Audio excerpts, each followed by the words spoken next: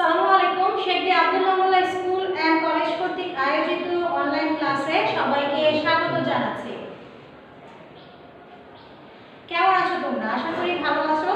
তো আজকের ক্লাসে প্রথমেই আমার পরিচিতি বলে নিচ্ছি। আমি জেবা আক্তার, সহকারী শিক্ষক, Sheikh D Abdullah Molla school and college. তোমাদের সাথে যে ক্লাসটি নিয়ে উপস্থিত হয়েছি সেটি হচ্ছে অষ্টম শ্রেণীর বিজ্ঞান বিষয়ের প্রথম অধ্যায় প্রাণী জগতের শ্রেণীবিন্যাস। নিশ্চয়ই নতুন বই হাতে পেয়ে গেছো। নতুন বইয়ের গন্ধটাই সুন্দর, তাই না? বইটি কি উল্টে পাল্টে দেখেছো শিক্ষার্থীরা? একটু দেখো, না পড়লেও অন্তত বইয়ের পৃষ্ঠাগুলো উল্টালে তার বইয়ের সুন্দর সুন্দর চিত্রগুলো তোমাকে আকর্ষিত করবে এবং পড়ার ব্যাপারে উৎসাহ জাগাবে। তাহলে প্রথম অধ্যায় বইটি খুলো, খুললেই দেখতে পাবে সেখানে সুন্দর করে হেডিংয়ে লেখা আছে প্রাণী জগতের শ্রেণীবিন্যাস। তাহলে প্রাণী কারা?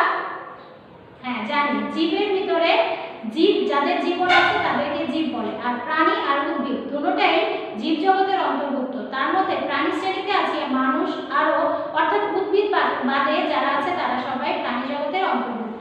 আজকে এই অধ্যায়টির যে অংশটুকু আমরা পড়ব সেটি হচ্ছে পাঠ 1 থেকে 3। চলো চলে যাই পাঠে। তার আগে শিক্ষার্থীরা দেখে নিই আজকের এই ক্লাসটি থেকে আমরা কি কি শিখব। শিক্ষণফল হিসাবে থাকছে শ্রেণীবিন্যাসের সংজ্ঞা তোমরা দিতে পারবে। 2 নম্বরে তোমরা শ্রেণীবিন্যাসের গুরুত্বগুলো ঠিকমতো বলতে পারবে। আশা রাখি শ্রেণীবিন্যাসের বিভিন্ন ধাপের নামসমূহ তোমরা বলতে পারবে। আজকে আমরা মূলত 3টি বিষয় শিখব। 1 শ্রেণীবিন্যাসের সংজ্ঞা, 2 শ্রেণীবিন্যাসটা কেন করা হলো তার গুরুত্ব, আর 3 শ্রেণীবিন্যাসের বিভিন্ন ধাপগুলোর নাম আমরা শিখব। শিক্ষার্থীরা আমরা চলে যাই ক্লাসে। নিচের প্রাণীগুলো দেখো তো শিক্ষার্থীরা, আশেপাশে কিছু প্রাণী এগুলো আমরা চিনি কিনা এদেরকে?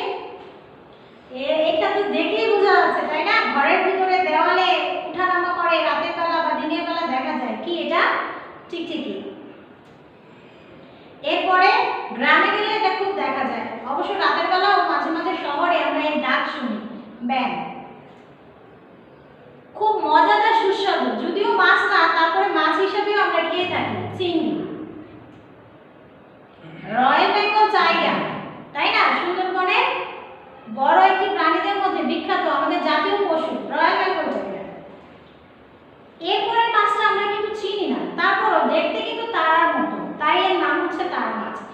এখানে আমরা মাত্র তোমাদেরকে 5টি ছবি দেখিয়ে বোঝানোর চেষ্টা করেছি যে প্রাণী জগতে এইরকম আরো অনেক বৈচিত্র্যপূর্ণ প্রাণী আছে, যারা দেখতে এক একজন এক এক রকম। কারো কারোর সাথে মিল আছে। যেমন যদি চিংড়ির সাথে আমরা কাঁকড়াকে চিন্তা করি তাহলে মিল খুঁজে পাবো। চিংড়ির যেমন বড় বড় পা আছে, কাঁকড়ারও এরকম চলার জন্য সন্ধিযুক্ত পা আছে। আবার সেম একইভাবে ব্যাঙ, যেমন ব্যাঙের অনেকগুলো প্রকারভেদ। এখানে একটি ব্যাঙ তোমরা দেখতে পাচ্ছ, কোলা ব্যাঙ, এরকম সোনা ব্যাঙ, আরো অনেক ধরনের ব্যাঙ আমাদের আছে। টিকটিকি, যেটি এরকম 4 পায়ে হাত দিয়ে নখযুক্ত চলে। সরীসৃপ, বুকে ভর দিয়ে চলে। এর সাথে মিল আছে কুমিরের। বাঘ সন্তান প্রসব করে, এর সাথে কার মিল আছে? উট, মানুষ, আমাদের সবার মিল আছে। আর ওই যে যেটা দেখতে পাচ্ছ তারা মাছ, তার সাথে মিল আছে সামুদ্রিক কিছু প্রাণী। তাহলে আমরা দেখতে পাচ্ছি প্রাণী জগতে বিভিন্ন বৈচিত্র্যময় প্রাণী আছে। এই পর্যন্ত প্রায় আমাদের আবিষ্কৃত প্রাণীর সংখ্যা 15 লক্ষ প্রজাতি। 15 লক্ষ, হ্যাঁ শিক্ষার্থীরা, 15 লক্ষ প্রজাতির প্রাণী এখন পর্যন্ত আবিষ্কৃত হয়েছে। আর এই প্রাণী জগৎটাকে যদি আমি একটা একটা প্রাণী সম্পর্কে জানতে চাই তাহলে জানা সম্ভব নয়। তাই এদেরকে কি করা হয়েছে? নির্দিষ্ট কতগুলো ধাপে বিভক্ত করা হয়েছে, যাতে তোমরা প্রাণীগুলোর বৈশিষ্ট্য এবং তাদেরকে সঠিকভাবে শনাক্ত করতে পারো। আর একেই বলা হচ্ছে শ্রেণীবিন্যাস। তাহলে শিক্ষার্থীরা চলো আমরা জেনে নেই শ্রেণীবিন্যাস কাকে বলে। আমি শিক্ষার্থী বলেছিলাম প্রাণী জগৎকে বিভিন্ন ধাপে ধাপে বিভক্ত করা হয়। দেখো এখানে জীবন, অধিজগৎ, জগৎ, পর্ব, শ্রেণী, বর্গ, পরিবার, গণ, প্রজাতি, এই কতগুলো ধাপে ধাপে কিন্তু প্রাণী জগৎকে বিভক্ত করা হয়েছে। তাহলে শ্রেণীবিন্যাসের সংজ্ঞা শিক্ষার্থীরা আমরা কি বলবো? জীবের পারস্পরিক সম্পর্ক ও চারিত্রিক বৈশিষ্ট্যের মিল ও অমিলের ভিত্তিতে। শিক্ষার্থীরা খেয়াল করো, তাদের পারস্পরিক সম্পর্ক, একজন আরেকজনের সাথে নির্ভরশীল, সেই সম্পর্কটা, চারিত্রিক বৈশিষ্ট্যের মিল, তাদের চরিত্রের সাথে কিছু বৈশিষ্ট্য মিলে যাবে, আবার কারোর সাথে মিলবে না, বৈশিষ্ট্যগুলো আলাদা। যাদের সাথে মিলবে তাদেরকে একটা জায়গায়, আর যেগুলো মিলবে না তাদেরকে আলাদা জায়গায় রেখে বিজ্ঞানসম্মত উপায়ে বিভিন্ন দল বা স্তর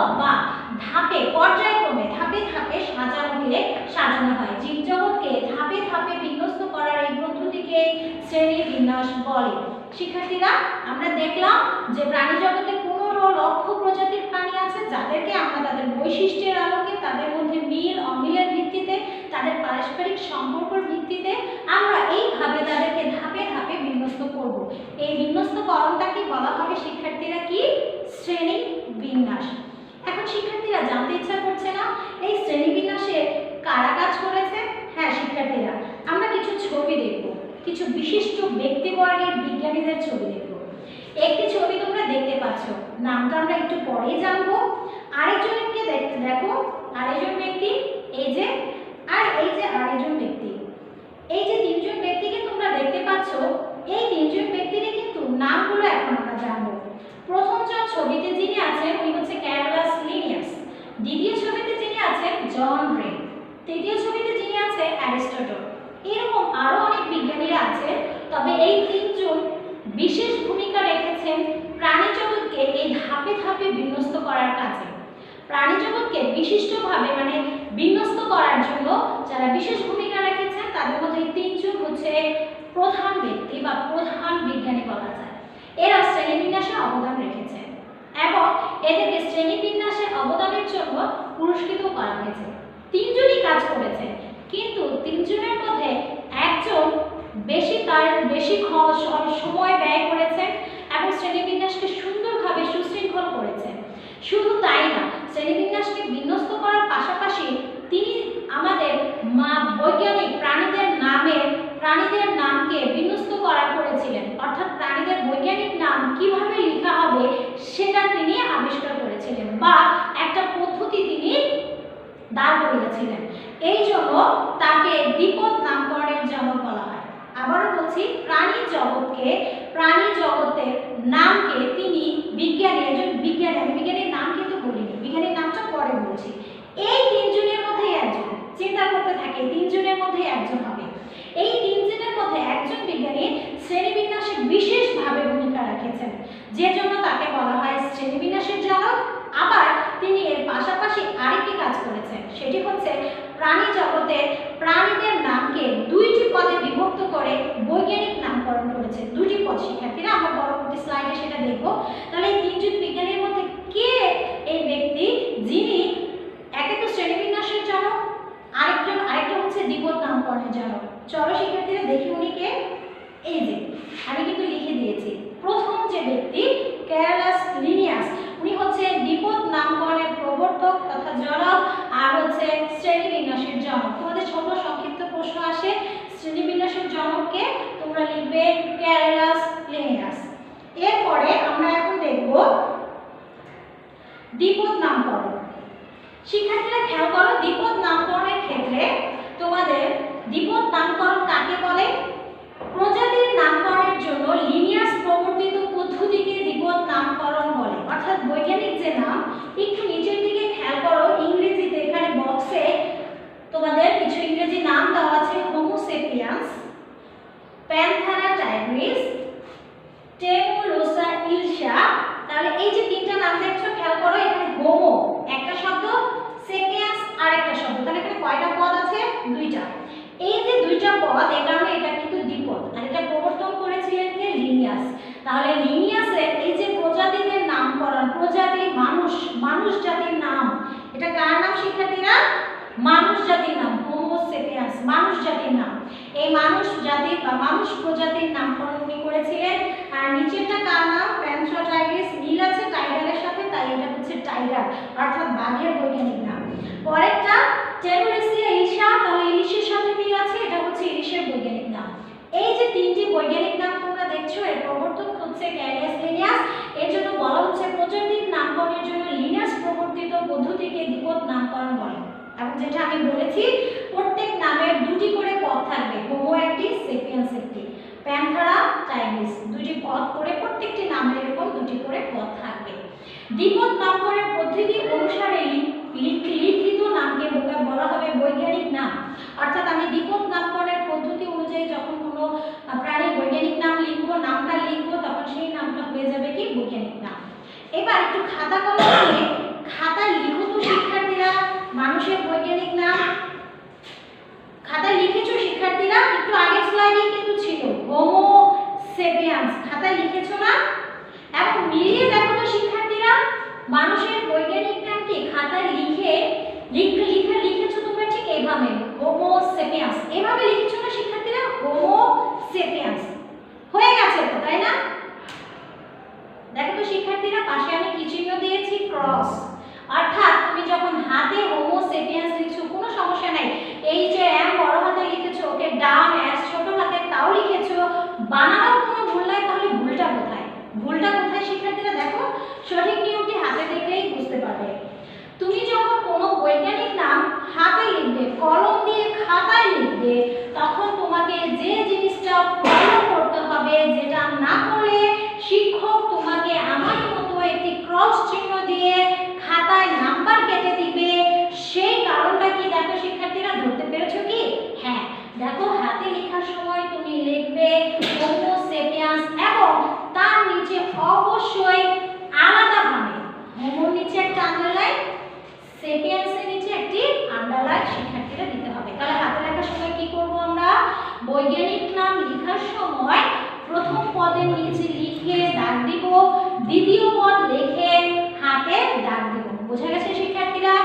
আর যদি সেটা কখনো প্রিন্ট করা হয় বা আমরা প্রিন্ট করতে যাই, তাহলে কি খেয়াল রাখবো শিক্ষার্থীরা? অবশ্যই এটাকে আমরা ইটালিক অক্ষর বা ইটালিক ফর্মে লিখব। দ্বিতীয়ত, এই যে দেখো খেয়াল করো, ইটালিক অক্ষরে লিখতে হবে। আর তখন দ্বিতীয়ত সেখানে হাতে কোনো দাগ দিতে হবে না, কোনো আন্ডারলাইন করতে হবে না। তাহলে এই পর্যন্ত আমরা অনেকটাই শিখে ফেলেছি বিপদ নামকরণ। এখন আমরা শিক্ষার্থীরা দেখব হচ্ছে অমেরুদণ্ডী প্রাণীর শ্রেণী বিন্যাস। অমেরুদণ্ডী, তাহলে শিক্ষার্থীরা খেয়াল করো, মেরুদণ্ডী আর অমেরুদণ্ডী প্রাণী কাকে বলে আমরা জানি। মেরুদণ্ডী প্রাণী হচ্ছে যাদের ব্যাকবোন তথা মেরুদণ্ড আছে, আর অমেরুদণ্ডী কারা? যাদের মেরুদণ্ড নেই। সমগ্র প্রাণী জগৎকে খেয়াল করো, আধুনিক শ্রেণীবিন্যাসের সকল প্রাণী জগৎ কিন্তু অ্যানিমেলিয়া জগতের অন্তর্ভুক্ত। কোন জগতের? অ্যানিমেলিয়া জগতের। অ্যানিমেলিয়া জগতের অন্তর্ভুক্ত। তবে এই শ্রেণীবিন্যাসের পূর্বে, অ্যানিমেলিয়া জগতের পূর্বে আরেকটি পর্ব ছিল যেটা প্রোটোজোয়া। পরবর্তী এই প্রোটোজোয়া পর্বটি প্রোটিস্টা জগতের হয়ে একটা আলাদা উপজগতে বিভক্ত হয়ে যায়। এরপরে অ্যানিমেলিয়া জগৎ যেটি রয়ে গেল, এই জগৎটিকে 9টি পর্বে ভাগ করা হয়। 9টি পর্বে। অ্যানিমেলিয়া জগৎকে কয়টি পর্বে ভাগ করা হয়েছে? 9টি পর্বে। এই 9টির মধ্যে প্রথম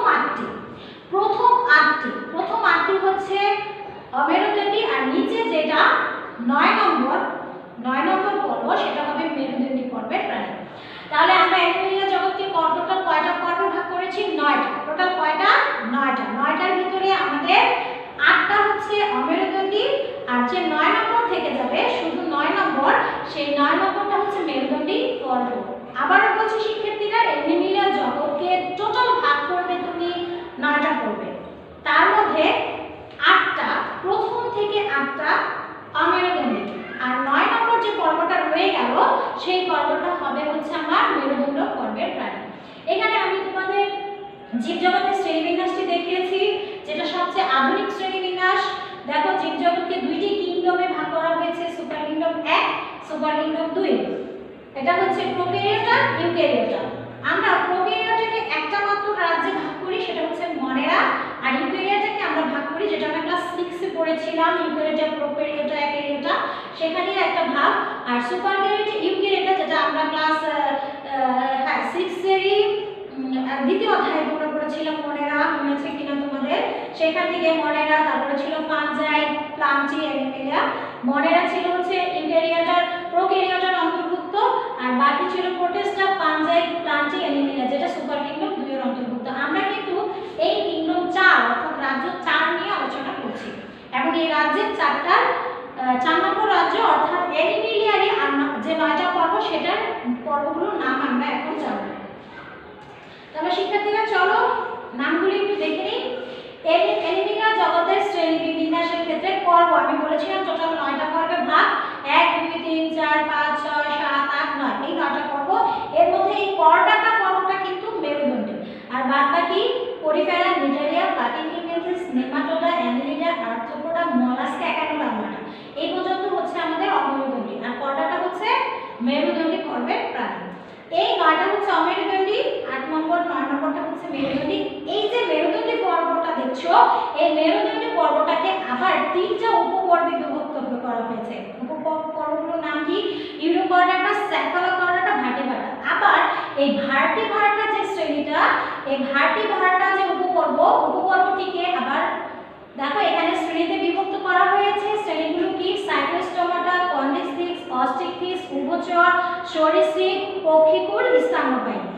শ্রেণী ভার্টিব্রাটা উপপর্বের শ্রেণী কে কে? সাইক্লোস্টোমাটা, কন্ডিসিক্স, অস্টিকথিস, উভচর, সরীসৃপ, পক্ষীকুল, স্তন্যপায়ী। আমরা কিন্তু এই স্তন্যপায়ী শ্রেণীতে আছি। আচ্ছা আবারও বলছি, এই যে চারটা তোমরা দেখছো, এই চারটাকে কিন্তু মোটামুটি না একদম খুব ভালো করে মুখস্থ করতে হবে। যেমন এই পর্বগুলোর নাম সঠিকভাবে সঠিক বানানে লেখার মাধ্যমেও তুমি পরীক্ষায় নাম্বার পেতে পারো। যেমন এই আর্থ্রোপোডা, আর্থ্রোপোডা যে শব্দটা দেখছো, এই জগৎটা কিন্তু প্রাণী জগতের সবচেয়ে বৃহত্তম পর্ব। কারণ কীট পতঙ্গ যা আছে আল্লাহর মধ্যে সব এখানে আছে। চিংড়ি মাছ একটু আগে আমরা দেখেছিলাম, সেই চিংড়ি, কাঁকড়া, মৌমাছি থেকে শুরু করে মাকড়সা, এরকম আরো তারপরে যে বিছার মতো এরকম পাপা, এরকম কেমন ভয়ঙ্কর একটা প্রাণী আছে, দেখলে ভয় লাগে। সব কিছু কিন্তু আর্থ্রোপোডা পর্বের অন্তর্ভুক্ত। এটা অনেক বড়। তাহলে এই আর্থ্রোপোডা বানানটা তুমি যখন ঠিকভাবে শিখে নিবা তখন কিন্তু তুমি 1 মার্কস পাবা। যে প্রশ্ন আসবে প্রাণী জগতের বৃহত্তম পর্ব কোনটি, সঠিকভাবে লেখার মাধ্যমে 1 মার্কস। তাহলে এই যে পর্বগুলোর নাম, উপপর্বগুলোর নাম, শ্রেণীগুলোর নাম বারবার পড়ে বাসায় লিখবে এবং সঠিক বানানগুলো শিখবে। কারণ সঠিক বানানের মাধ্যমে তুমি কেবলমাত্র ভালো নাম্বার ক্যারি করতে পারো। আমরা এতক্ষণ কিন্তু শ্রেণীবিন্যাসের, প্রাণী জগতের শ্রেণীবিন্যাসটা দেখলাম, কিভাবে পর্ব উপপর্ব শ্রেণীতে ভাগ করা হয়েছে। আচ্ছা বিজ্ঞানীদের কি আর কোনো কাজ ছিল না যে শ্রেণীগুলোকে ভাগ করি, বসে বসে প্রাণীগুলোকে ভাগ করি? কেন ভাগ করলেন? দরকারটা কি ছিল তাদের? হ্যাঁ, আমরা এখন সেটাই জানবো। অর্থাৎ শিক্ষার্থীরা, বিজ্ঞানীরা কোন প্রয়োজনীয়তা থেকে, কোন কারণে তারা এই শ্রেণীবিন্যাসকে, প্রাণী জগৎকে শ্রেণীবিন্যাস করার প্রয়োজন বোধ করলেন। আসলে দেখো প্রয়োজন কেন বোধ করেছিলেন? কারণ শ্রেণীবিন্যাসের প্রথম প্রয়োজনীয়তা, অর্থাৎ প্রথম যেটা সুবিধাটা আমরা পাবো সেটা হচ্ছে শ্রেণীবিন্যাসের সাহায্যে পৃথিবীর সব উদ্ভিদ ও প্রাণী সম্পর্কে বিজ্ঞানসম্মত উপায়ে সহজে, অল্প পরিশ্রমে, অল্প সময়ে জানা যাবে। অর্থাৎ তুমি যদি কেবলমাত্র পরিফেরার পর্বর বৈশিষ্ট্যগুলো জানো, তারা কিভাবে বসবাস করে তাদের সম্পর্কে জানো, তাহলে পরিফেরার অন্তর্ভুক্ত হাজার হাজার লক্ষ লক্ষ প্রাণী সম্পর্কে তুমি খুব সহজেই জেনে যাবে। পরবর্তী ক্লাস আমরা যখন নেব তোমাদেরকে এক একটা পর্বগুলো এইভাবে ব্যাখ্যা করে বোঝাবো। এখন আজকে আমরা শুধু শ্রেণীবিন্যাসের ইতিহাস আর তার প্রয়োজনীয়তাটা শিখছি। দেখো শ্রেণীবিন্যাসের সাহায্যে তাহলে আমরা খুব অল্প সময়ে সমগ্র এই যে 15 লক্ষ প্রজাতি তাদের সম্পর্কে সহজে জানতে পারবো। নতুন প্রজাতি সহজে চিহ্নিত করতে পারবো। নতুন কেউ আসলো, নতুন একটা প্রাণী যদি আবিষ্কৃত হয় পৃথিবীতে, তাহলে নতুন পুরাতন যেগুলো আছে তাদের সাথে বৈশিষ্ট্য যদি না মিলে তাহলে সহজে একটা নতুন প্রজাতি আমরা শনাক্ত করতে পারবো। ধীরে ধীরে প্রাণীগুলোর মাঝে যে পরিবর্তনগুলো আসতেছে, যে চেঞ্জটা আসতেছে, তাদেরকে আমরা সেই ধারণা সম্পর্কে ধারণা দিতে পারবো। জীবের মধ্যে মিল আর অমিলের ভিত্তিতে পরস্পরের মধ্যে একটা সম্পর্ক, অর্থাৎ চিংড়ি আর কেঁচো, এর মধ্যে কি মিল আর অমিল আছে সহজে খুঁজে বের করতে পারবো। অসংখ্য জীবকুলকে একটি নির্দিষ্ট রীতিতে বিন্যস্ত করে গোষ্ঠীভুক্ত করতে পারবে। অর্থাৎ বৈশিষ্ট্য এক, তার এক গোষ্ঠীতে যাবে। মানুষ মানুষের গোষ্ঠী, বাঘ বাঘের গোষ্ঠী, তাই না? এরকম টাইপের একসাথে যাবে, একই বৈশিষ্ট্য, একই ধরনের দেখতে, তারা সবাই এক জায়গায় চলে যাবে, তাদেরকে আলাদা আলাদা গোষ্ঠীতে যাবে। যেমন স্তন্যপায়ী, বাচ্চা প্রসব করে, তারপরে হচ্ছে দুধ খাওয়ায়, এরপরে তাদের হৃৎপিণ্ড 4টা গোষ্ঠী বিভক্ত, এরকম 4টা বৈশিষ্ট্য থাকার কারণে বাঘ, মানুষ, উট এগুলো সব স্তন্যপায়ীতে চলে গেছে।